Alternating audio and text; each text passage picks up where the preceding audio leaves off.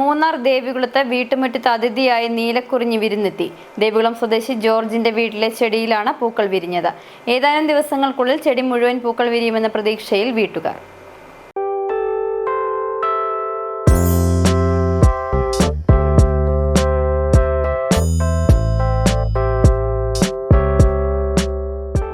കഴിഞ്ഞ 5-ാം തീയതിയാണ് ജോർജ് വീട്ടുമുറ്റത്ത് പരിപാലിക്കുന്ന നീലക്കുറിഞ്ഞി ചെടിയിൽ പൂക്കൾ വിരിഞ്ഞു തുടങ്ങിയത്.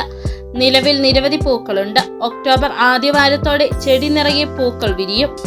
ഇത് 2014 ഒരു പ്രാവശ്യം പൂത്തതാണ്. അന്ന് ചെറിയ ചെടിയായിരുന്നേ. ഞാൻ കൊണ്ടുവന്ന് വെച്ചിട്ട് ഒരു 5-8 വർഷമായിട്ടുണ്ടായിരുന്നുള്ളൂ. അതിനുശേഷം ഇപ്പോഴാണ് പൂക്കുന്നത്. കഴിഞ്ഞ 5-ാം തീയതി പൂത്തതാണ്. ഇനി ഒക്ടോബർ ആകുമ്പോൾ ഇത് ഫുള്ളായിട്ട് പൂക്കുമെന്ന് പ്രതീക്ഷിക്കണം. 2018 മൂന്നാറിൽ നീലക്കുറിഞ്ഞി വ്യാപകമായി പൂവിട്ടത്. എന്നാൽ പ്രളയകാലം കാഴ്ചകളെ നഷ്ടപ്പെടുത്തി. പിന്നീട് വിവിധ വർഷങ്ങളിൽ പല സ്ഥലങ്ങളിലായി പൂക്കൾ വിരിഞ്ഞിരുന്നു.